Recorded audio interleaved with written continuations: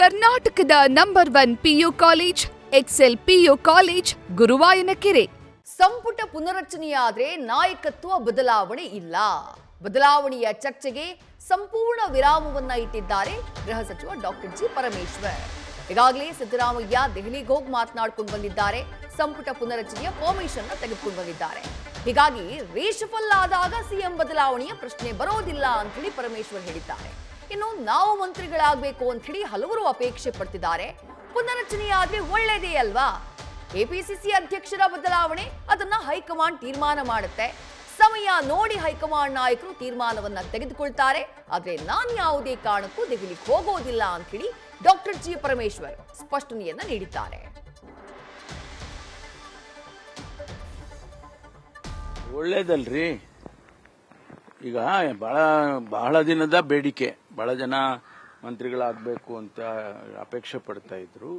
ಈಗ ಅನುಮತಿ ಸಿಕ್ಕಿದ್ದೆ ಅಂತಾದ್ರೆ ಮುಖ್ಯಮಂತ್ರಿಗಳು ಮತ್ತು ಹೈಕಮಾಂಡ್ನವರು ಮಾಡ್ತಾರೆ. ಅದರಲ್ಲೇನು ದೊಡ್ಡ ಏನು ವಿಚಾರ ಏನು ನನಗೇನು ಅನ್ಸಲ್ಲ. ಸಿಎಂ ಡಿಸಿಎಂ ಇಬ್ರು ಡೆಲ್ಲಿಯಲ್ಲಿ ಇದಾರಲ್ಲ ಸರ್, ಎಲ್ಲ ಈಗ ನಾಯಕತ್ವ ಬದಲಾವಣೆ ಎಲ್ಲದಕ್ಕೂ ಒಂದು ತೆರೆ ಬೀಳುತ್ತಾ ಅಂತ. ಅಲ್ಲ, ಈಗ ನೀವು ನೋಡ್ದಂಗೆ ಈಗ ಒಂದು ರಿಷಫಲ್ ಅನುಮತಿ ಕೊಟ್ಟಿದ್ದಾರೆ ಅಂತ ಹೇಳಿ ಹೇಳ್ತಿದ್ದಾರೆ.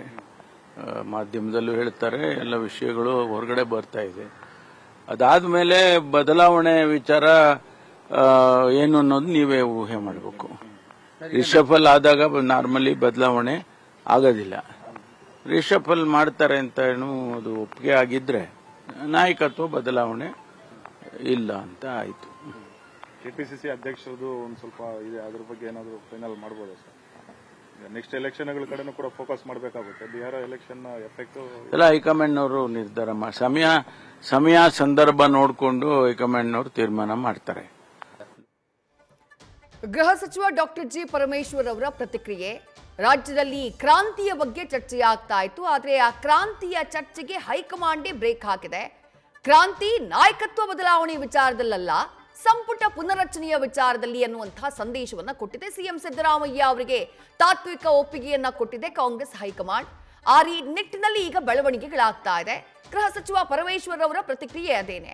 ಸಂಪುಟ ಪುನರಚನೆಗೆ ಪರ್ಮಿಷನ್ ಕೊಟ್ಟಿದ್ದಾರೆ ಅಂತಂದ್ರೆ ಅಲ್ಲಿಗೆ ಕ್ಲಿಯರ್, ನಾಯಕತ್ವ ಬದಲಾವಣೆಯಾಗಲ್ಲ, ಸಂಪುಟ ಮಾತ್ರ ಪುನರಚನೆಯಾಗುತ್ತೆ.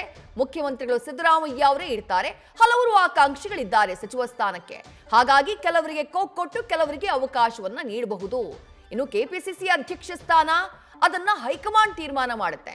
ಡಿಕೆ ಶಿವಕುಮಾರ್ ಅವರನ್ನ ಬದಲಾಯಿಸಬೇಕಾ ಬೇಡವಾ ಅದನ್ನ ಹೈಕಮಾಂಡ್ ಕಾಲ್ ತೆಗೆದುಕೊಳ್ಳುತ್ತೆ. ಸೂಕ್ತ ಸಮಯ ಬಂದಾಗ ಹೈಕಮಾಂಡ್ ನಾಯಕರು ನಿರ್ಧಾರ ಮಾಡ್ತಾರೆ ಅನ್ನುವಂಥ ಮಾತನ್ನ ಡಾಕ್ಟರ್ ಜಿ ಪರಮೇಶ್ವರ್ ಹೇಳಿದ್ದಾರೆ.